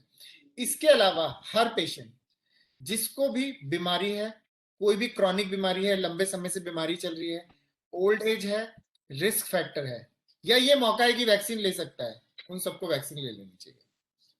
बहुत बहुत धन्यवाद डॉक्टर जैसे ने मेरी बड़े उम्र, हाँ हेलो, जी हाँ जी मेरी उम्र 19 ईयर्स है कितनी? और बहुत कम।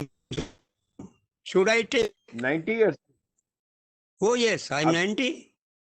वेरी आप गुड। आवाज से तो बिल्कुल कमजोर नहीं लगते, आप आवाज से तो अरे बिल्कुल बाबा, कमजोर नहीं लगते। मेरे हिसाब से आप वैक्सीन ले बात सकते हैं। दूसरी है।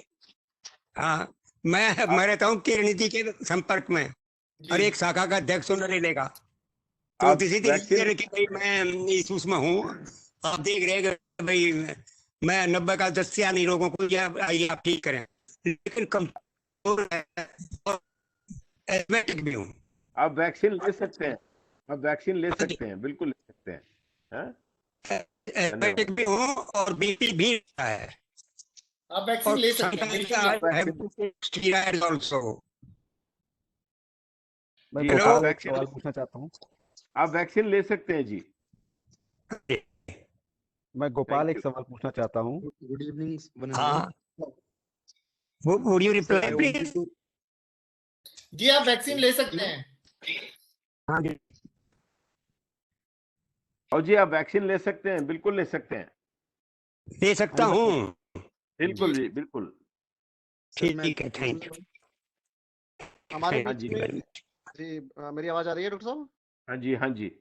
हाँ जी, हमारे बीच में परम आदरणीय डॉक्टर आरबी गुप्ता जी ने हमें ज्वाइन किया हुआ है। वो हमारे एरिया के सबसे पुराने प्रैक्टिशनर हैं। उनका आशीर्वाद आज हमें मिला है। मैं उनका बहुत बहुत हृदय की गहराइयों से चौपाल की पूरी टीम की तरफ से धन्यवाद करता हूं और मैं ये मानता हूं कि उनका आशीर्वाद हमारे ऊपर बना रहेगा। आदरणीय डॉक्टर आरबी गुप्ता जी आदरणीय डॉक्टर हरीश गुप्ता जी के पिताजी हैं और हमारे पास हमारे पूरा परिवार इस पूरे हमारे एरिया की पूरी सेवा करता है। आप लोगों के लिए नमन है। सब थैंक यू। तो एक सवाल पूछना चाह रहा था। हाँ जी, मुझे आज कोविड पॉजिटिव हुए लगभग 24 दिन हो गए हैं। हाँ जी। मैं प्लाज्मा डोनेट करना चाहता हूँ। मेरे को वीकनेस फील हो रही है और हल्का सा खांसी है, तो मैं कर सकता हूँ प्लाज्मा डोनेट? कुछ स्पेसिफिक गाइडलाइन है क्या, क्या करना चाहिए उससे पहले? कोई टेस्ट कराना चाहिए क्या? Doctor SK Gupta.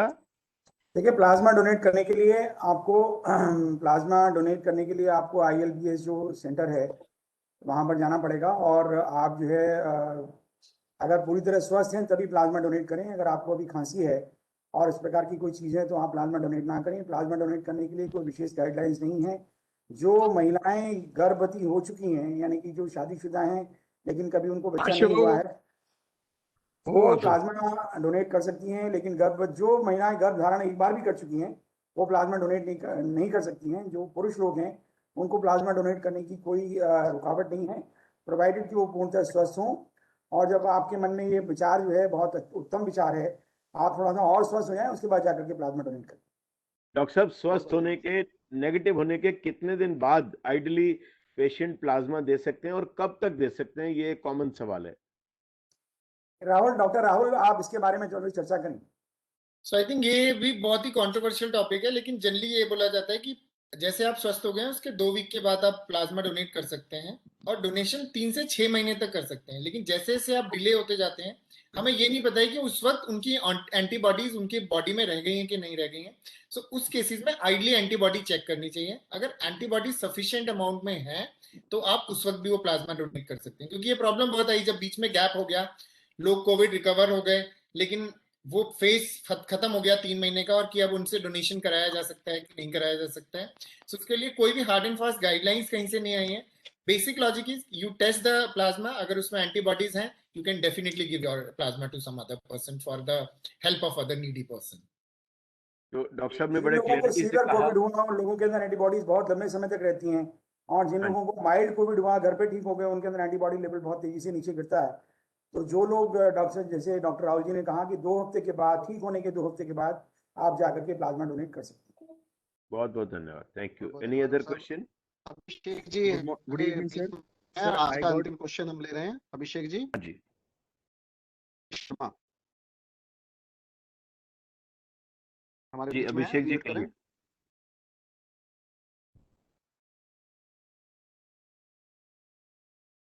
Abhishek ji unmute करें अभिषेक अपने जी, आप को।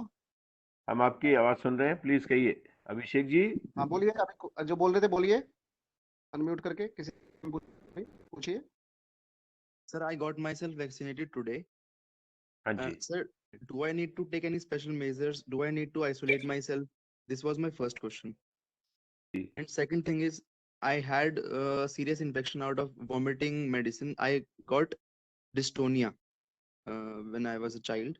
तो क्या कुछ मुझे स्पेशल मेजर्स लेने चाहिए? कुछ घबराने की बात है इसमें या नहीं? डॉक्टर एस के गुप्ता। जो लोग जिनको डिस्टोनिया होता है, डिस्टोनिया कोई बहुत अनकॉमन चीज़ नहीं है। सिंपल पेरिनॉम इंजेक्शन के बाद डिस्टोनिया बहुत कॉमन होता है सोसाइटी के अंदर, और आपने वैक्सीन लगवाया उसके लिए आपको बहुत बहुत धन्यवाद। और आप अपने समाज में इसका प्रचार कीजिए। आप इस बारे में बिल्कुल चिंता ना करें, क्योंकि आपको पहले डिस्टोनिया हो चुका है, तो इस प्रकार से कोई आपको और अधिक साइड इफेक्ट्स होने की आवश्यकता है, संभावना है। इस प्रकार की कोई संभावना नहीं है, आप पूरी तरह निश्चिंत रहें। और अपने घर में आपको अगर थोड़ा बहुत हल्का बुखार होता है 1-2 दिन तक, तो आप क्रोसिन की गोली लें, और अधिक ज़्यादा इसके विषय में आप चिंता ना करें। थोड़ा मैं समझता हूँ, मैं होस्ट से रिक्वेस्ट करूँगा, थोड़ा समय हमारे पास लिमिटेड है, हम थोड़ा क्वेश्चंस को ज़्यादा से ज़्यादा ले सकें, ताकि ज़्यादा से ज़्यादा लोग उसका फायदा उठा सकें। Any other question? बहुत बहुत धन्यवाद डॉक्टर साहब। Thank you so much sir. हमारे बीच में हमारे अशोकनगर की निगम पार्षदा रीना महेश्वरी जी हैं। रीना जी मेरी आवाज सुन रही है तो अपने को अनम्यूट करें। आदरणीय रीना महेश्वरी जी। भाई साहब सभी को राम राम। जी जी जी, आप इस कार्यक्रम का स्वागत प्रस्ताव धन्यवाद प्रस्ताव आप दें। रीना, हाँ रीना महेश्वरी जी।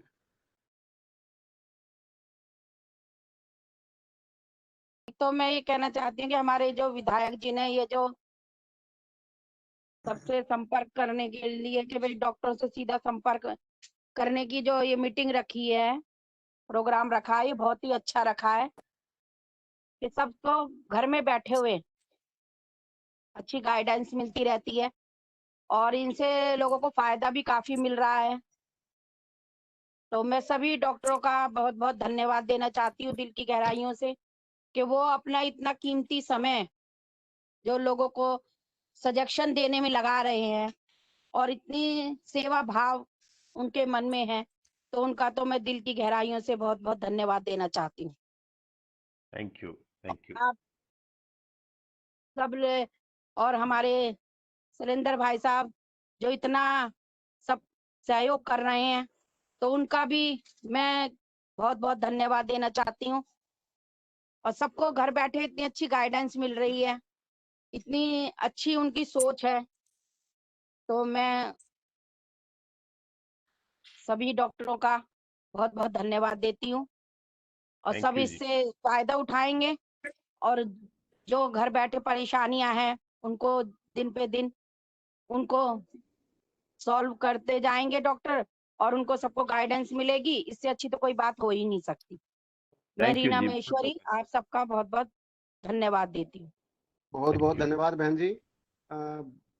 इन्हीं शब्दों के साथ मैं अनुरोध करूंगा हमारे चौपाल के साथी दीपक सहगल जी से कि वो कल्याण मंत्र बोले। दीपक सहगल जी। आज के उपस्थित डॉक्टरों का, डॉक्टर राहुल शर्मा जी का, डॉक्टर एस के गुप्ता, दोनों बहुत ही वरिष्ठ और व्यस्त डॉक्टर हैं। आज इस प्रोग्राम के लिए टाइम निकालने के लिए आपका बहुत बहुत धन्यवाद। और आप जैसे सेवा कर रहे हैं हम उसके लिए बड़ा आदर करते हैं। बहुत आपने प्रोफेशन की गरिमा बढ़ाई है। बहुत बहुत धन्यवाद डॉक्टर एस के Gupta, doctor Rahul. Thank you. बहुत बहुत धन्यवाद डॉक्टर साहब। दीपक सहगल जी अपने को अनम्यूट करें और कल्याण मंत्र बोलें। जी सभी को साधारण एक बार तो अपना माइक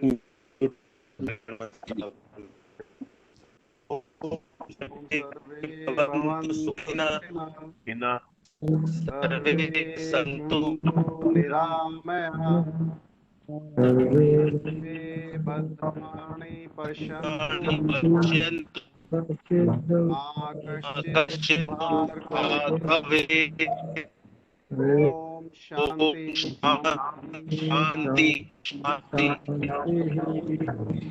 मैं चौपाल के मुखातिब विश्वास शुक्ल जी से अनुरोध करूंगा कि वो फेसबुक के बारे में जानकारी हमारे सभी व्यूअर्स को दें। विश्वास जी। जी डॉक्टर साहब धन्यवाद। जैसा कि आप सब जानते हैं, हमारी ये मीटिंग जितेंद्र महाजन चौपाल, जो फेसबुक का हमारा पेज है जितेंद्र महाजन जी का, उस पर लाइव होती है। आप बाद में भी इस मीटिंग की वीडियो को वहां जाकर के देख सकते हैं। और कुछ साथियों के प्रश्न आज रह गए एक दो के, और उन्होंने बाद में लिखा अनआंसर्ड। तो दो बातें मैं लास्ट में कहना चाहूंगा कि एक तो देखिए, आप मीटिंग में जब जुड़ते हैं तो अगर मान लीजिए जैसे आज ये ब्लैक फंगस के बारे में आज डॉक्टर साहब ने स्टार्टिंग में बहुत कुछ बताया, बहुत ही विस्तार से बताया, अब बाद में उसी को रिपीट करते हुए 2-3 प्रश्न आ गए हैं, तो आप वो वीडियो जाकर के देख लें, वहां से आपको वो सारी जानकारी मिल जाएगी। और उसके बाद भी अगर कोई दिक्कत आती है तो आप कल दोबारा इस मीटिंग से जुड़ करके अपनी शंका का समाधान कर सकते हैं, या मेरे या डॉक्टर शैलेंद्र गौड़ का नंबर जो आपको मैसेज मिला होगा उसमें हमारा नंबर होगा, उस पर आप व्हाट्सएप कर सकते हैं, क्योंकि डॉक्टर्स का दो शब्द आपके द्वारा जितेंद्र महाजन जी को मैं देख रहा हूँ दोबारा। वो जो जितेंद्र महाजन जी, कोई आपका सुझाव हो प्रोग्राम के लिए? तो आप सभी को नमस्कार। डॉक्टर हरीश गुप्ता जी, जिनके मार्गदर्शन में सारा कार्यक्रम चल रहा है, तो डॉक्टर साहब सुझाव तो हम आपसे लेते हैं कि कैसे इस कार्यक्रम को और अच्छा कर सकते हैं। आपके प्रयास से कार्यक्रम डेली नई ऊंचाइयों को छू रहा है, और आज जिस प्रकार से doctor Rahul Sharma, doctor S K. Gupta ji ने जो प्रश्नकर्ताओं के जवाब दिए, तो वो अपने आप में बेहतरीन थे, बहुत अच्छा लोगों को लग रहा है। और डॉक्टर ग्रेवाल, डॉक्टर सर्वेश टंडन जो समय समय पर हमारा मार्गदर्शन करते रहते हैं, हमारी मदद करते रहते हैं, ऐसे सब लोग भी इस कार्यक्रम में शामिल हुए। मैं तो सिर्फ इतना कहना चाहूंगा कि इस कार्यक्रम को सफल बनाने के लिए चौपाल टीम को कुछ भी करना है वो आप हमें बता दीजिए, हम सब वो करेंगे। एक बार पुनः आप सबका बहुत बहुत अभिनंदन। आप जो सहयोग कर रहे हैं इस कार्यक्रम को चलाने के लिए और जिस प्रकार से चला रहे हैं, वो अपने आप में ही बहुत अधिक प्रशंसनीय है। तो इतना ही मुझे कहना है। धन्यवाद। थैंक यू जी, बहुत बहुत धन्यवाद सर। अभी आप सुन रहे थे डायरेक्टर चौपाल और रोहताश नगर के यशस्वी विधायक श्री जितेंद्र महाजन जी को।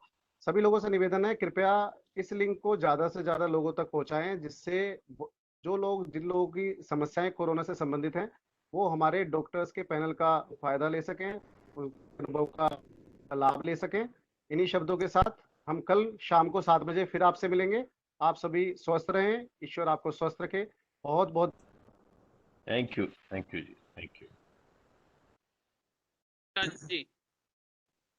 जी।